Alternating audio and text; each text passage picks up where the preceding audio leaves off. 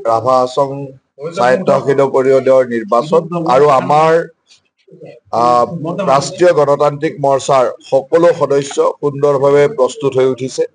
আজি আমাৰ ইয়াত ৰাভা যৌথ সংগ্ৰাম সমিতিৰ লোক আৰু ভাৰতীয় জনতা পাৰ্টিৰ লোক সকলোৱে আমি ইয়াত বহি আলোচনা কৰিলো আৰু অহা 29 তাৰিখে আমাৰ মাননীয় মুখ্যমন্ত্ৰী ডাঙৰীয়া এই নিৰ্বাচনৰ প্ৰচাৰৰ বাবে আহিব। গতিকে সেই সভা সম্পৰ্কেও আমি আলোচনা কৰিলো।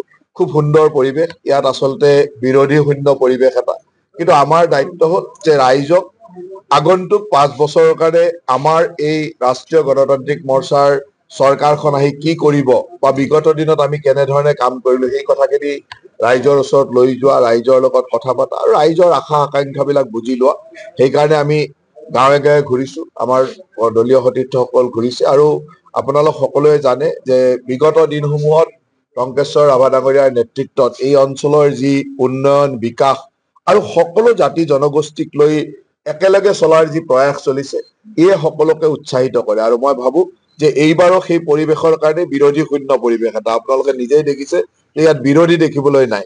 গতিকে আমি জয় আমাৰ নিশ্চিত, কিন্তু ৰাইজৰ আশীৰ্বাদ ল'বৰ কাৰণে আমি আহিব লাগে আৰু ৰাইজৰ আশীৰ্বাদ বিচাৰিছো। আৰু মই ভাবো যে ৰাভা হাছং স্বায়ত্তশাসিত পৰিষদ এলেকাৰ সকলো ৰাইজে এইবাৰ হিয়া উজাৰি ভাৰতীয় জনতা পাৰ্টি, ৰাভা হাছং যৌথ সংগ্ৰাম মঞ্চ আৰু আমাৰ লগত অগপ দলৰ মৰ্চাও আমাৰ লগত একেলগে আছে। আমি ৰাষ্ট্ৰীয় গণতান্ত্ৰিক মৰ্চা হিচাপে একেলগে নিৰ্বাচনত অৱতীৰ্ণ হৈছো আৰু আমাৰ 36খন আসনৰ 36খন আসনতে বিজয়ী হ'ব বুলি বিশ্বাস হয়। কংগ্ৰেছে প্ৰচাৰ আৰম্ভ কৰিছে ইয়াত আৰু দেখিবলৈ পোৱা গৈছে যে ভূপেন বৰাই কৈছে প্ৰাৰ্থী বিচাৰি পোৱা নাই। এতিয়া মই ভাবো কি কথা আছে, ইমান সুন্দৰ পৰিৱেশত নিৰ্বাচন হৈছে, এই পৰিৱেশতো তেওঁলোকে প্ৰাৰ্থী বিচাৰি পোৱা নাই। আৰু যিসকল প্ৰাৰ্থীও পাইছে সেইসকল প্ৰাৰ্থীও কেনেকুৱা ধৰণৰ সামাজিক অৱস্থা আপোনালোকেও জানে। গতিকে মই কাৰো ব্যক্তিগত কথা নকওঁ, কিন্তু প্ৰাৰ্থী বিচাৰি নোপোৱা পৰিৱেশ এটা তেখেতসকলৰ হৈছিলে আৰু সেইকাৰণেই বেছিভাগতে প্ৰাৰ্থী নাপায়, যাক তাক দিছে প্ৰাৰ্থিত্ব। কিন্তু এই যে কৰবাত 2-3টা সমষ্টিত প্ৰাৰ্থী বিচাৰিও নাপালে, সেইকাৰণে আনকণ্টেষ্ট হ'ল। আমিও ভবা নাছিলো যে আমি আনকণ্টেষ্ট হৈ যাম, কিন্তু প্ৰাৰ্থীয়ে বিচাৰি নাপালে, ৰাইজ আহিবই নোখোজে বেলেগ পাৰ্টি। কংগ্ৰেছে ষ্টাৰ কেম্পেইনৰ লিষ্ট এখন বনাইছে, জিতেন্দ্ৰ সিং আহিব। কংগ্ৰেছেতো বনাবই আৰু কংগ্ৰেছৰ সেইটো তেওঁলোকৰ এইবিলাকে আৰু ইলেকশ্যনৰ সময়ত কেতিয়াবা ইলেকশ্যন টুৰিজিমো কৰিব লাগে, তেওঁলোকে হয়তো তেনেকুৱা কিবা ভাবিছে। কিন্তু মই এটা কথা বিশ্বাস ৰাখো যে ৰাভা হাছং স্বায়ত্তশাসিত এলেকাৰ ৰাইজ আজি ভাৰতীয় জনতা পাৰ্টি, ৰাভা হাছং যৌথ সংগ্ৰাম মঞ্চ বা অগপ দলৰ যি মৰ্চা, এই মৰ্চাৰ লগত আছে। মুখ্যমন্ত্ৰী হিমন্ত বিশ্ব শৰ্মা ডাঙৰীয়াৰ নেতৃত্বত অসমত হোৱা যি উন্নয়ন, সেই উন্নয়নৰ লগত আছে। টংকেশ্বৰ ৰাভা ডাঙৰীয়াৰ নেতৃত্বত ৰাভা হাছং এৰিয়াত যি উন্নয়ন হৈছে, সেই উন্নয়নৰ লগত আছে। গতিকে ইয়াত আৰু বিকল্প বেলেগ নাই। ভাৰতীয় জনতা পাৰ্টিৰ নেতৃত্বাধীন এই গণতান্ত্ৰিক মৰ্চাৰ লগত আছে। আৰু টংকেশ্বৰ ৰাভা ডাঙৰীয়াৰ সাধাৰণতে 10-15 বছৰ পাৰ হৈ গলে মানুহৰ মানে অলপ হলেও এন্টি ইনকামবেঞ্চি দেখিবলৈ পায়। টংকেশ্বৰ ৰাভাৰ উন্নয়নৰ ধাৰাটো এনেকুৱা যে কতো তেনেকুৱা ধৰণৰ অলপো দেখা নাযায়। সকলো মানুহে তেখেতক যথেষ্ট মৰম কৰে আৰু সকলোৱে ভাবে যে তেখেতৰ নেতৃত্বত ৰাভা জনগোষ্ঠীৰ লগতে ইয়াত থকা প্ৰতিটো জনগোষ্ঠীয়ে সমন্বয়ৰ মাজেৰে আগবাঢ়িব পাৰে। স্বাভাৱিক, তেওঁ নিজেও 4বাৰ মান নিৰ্বাচনত হাৰিছে আৰু তেওঁৰ নেতৃত্বত আজিলৈকে এটাই নিৰ্বাচনো জিকা নাই আৰু নিজিকাতে তেওঁৰ ৰেকৰ্ড, সেই ৰেকৰ্ডটোৰ কাৰণে তেওঁ আছে।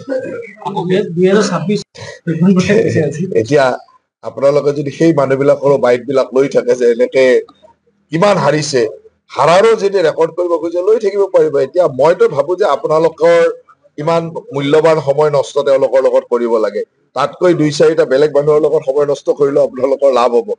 আজিৰ তাৰিখত কংগ্ৰেছ বা তেওঁলোকৰ লগত যি আছে সেইসকল কোনো মানে ৰাজনৈতিক স্থিতিটো এই অঞ্চলত দেখা নাই।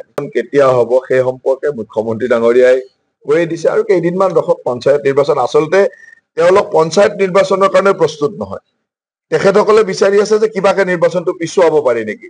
কিন্তু আমাৰ চৰকাৰে স্পষ্ট ভাষাৰে কৈছে যে এই মানে হেৰিৰ পৰীক্ষাৰ পিছতে পঞ্চায়ত নিৰ্বাচন ঘোষণা হব আৰু লগে লগে পঞ্চায়ত নিৰ্বাচন অনুষ্ঠিত হব। কাৰণে অত্যন্ত গৰ্হিত আৰু লজ্জাজনক কথা, এগৰাকী জনজাতীয় লোক অসম বিধানসভাৰ উপাধ্যক্ষ পদত আছে, তেনেকুৱা এজন ব্যক্তিক এই ধৰণে আক্ৰমণ কৰাটো আৰু আজিলৈকে এনেকুৱা নজিৰ হোৱা নাছিল। বিধানসভাৰ মজিয়াত এই ঘটনাটোৱে সকলোকে দুখিত কৰিছে আৰু মই ভাবো নুমল মমিন ডাঙৰীয়াই নিজে স্পষ্ট ভাষাৰে নামো উল্লেখ কৰিছে গতিকে আপোনালোকে সংবাদ মাধ্যমে ইয়াৰ এটা অত্যন্ত গুৰু দায়িত্ব লওক যে এনেকুৱা ঘটনা যাতে ভৱিষ্যতে কোনেও কৰিব নোৱাৰে তেনেকুৱা এটা দায়িত্ব লোৱা উচিত আজি 2-3 দিন ধৰি ৰূপজ্যোতি কুৰ্মী ডাঙৰীয়াৰ এটা ঘটনাক লৈ যিমান মানুহ উত্তাল হ'ল বিভিন্ন ধৰণে কোৱা হ'ল এজন যিয়ে নহওক তেওঁ অকমান শুনা মানুহ খং থকা মানুহ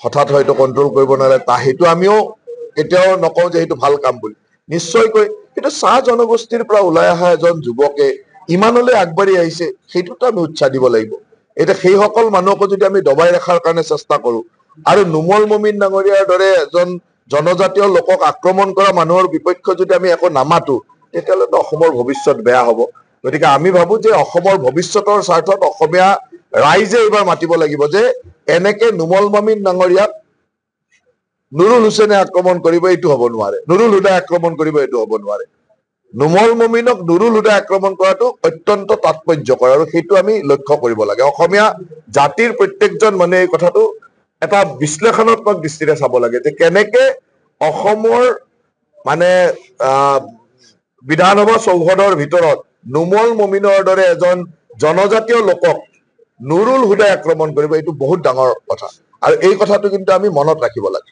যিকোনো খবৰৰ বাবে যোগাযোগ কৰক 7099017330 লগতে 7099017110 নম্বৰত